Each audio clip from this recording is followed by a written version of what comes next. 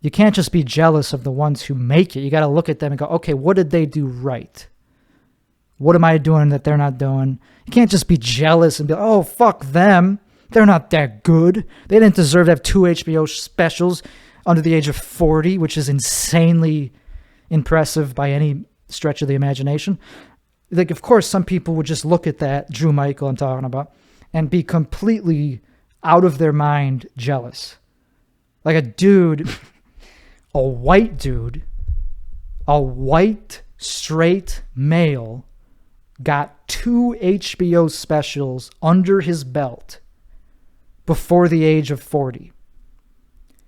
If you've been doing comedy for at least a year or two, you probably understand the weight of that level of success. That's quite an accomplishment. He wasn't born into showbiz. Yeah, he's Jewish, okay, but he wasn't born into it. He had no family, like nobody helped him. He did it all on his own. Yeah, okay, some people gave him the opportunities on the way up, but he had to earn them. He has very poor interpersonal skills as far as I know. I don't know. I've met him, whatever. It's a negative thing to say about him, but I think it's true enough that I can say it, that he objectively, that's his weakness, interpersonal skills. Yet, I mean, I just listened to his his Marc Maron podcast episode. If you want to experience the most entertaining thing between 2 Jewish comics, the ego and the fucking resentment that 2 fucking comics, it was not Drew Michael showing, it was okay, maybe a little bit. Okay, it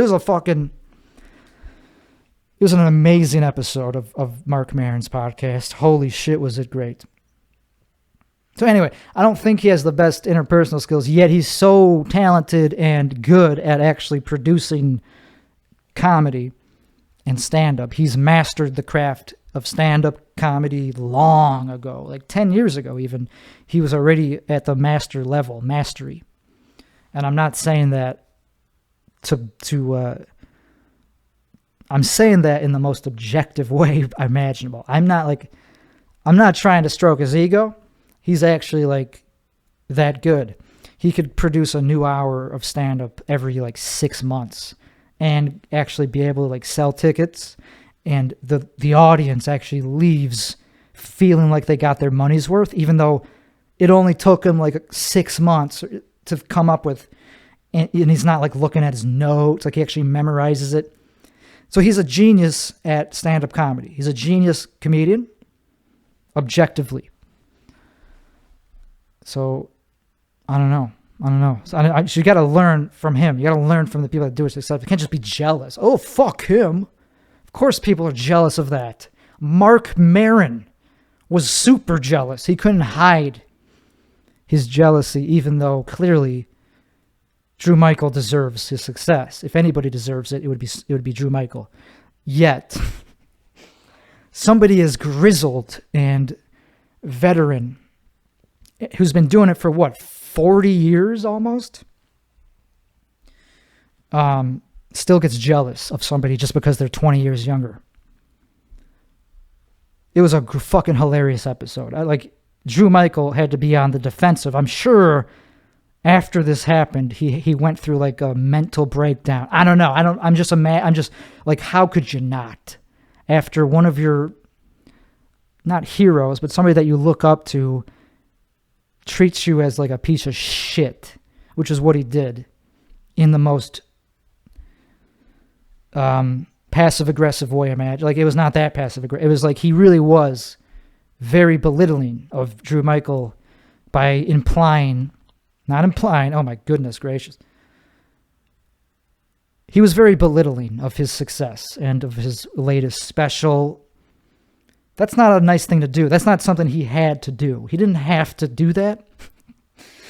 Just because you are a little, just because you're also a comedian that happens to be Jewish, why do you have to beat down other comedians just because they're kind of similar to? I would never do that to somebody who's a little bit lower on the totem pole than me. You don't have to mention that he did a bit that was a little bit similar to somebody. You don't have to mention all the faults.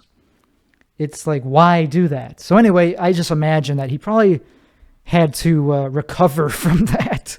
I'm sure he went up to his closest confidants and was like, yeah, that was like something that was bad. That was like, that really, yeah. I have no idea. I'm just imagining how I would feel if that's how I was treated, if I was in his shoes. But it's not to be, it's to be expected. It's to be expected. Marc Maron is not a mature human being, apparently.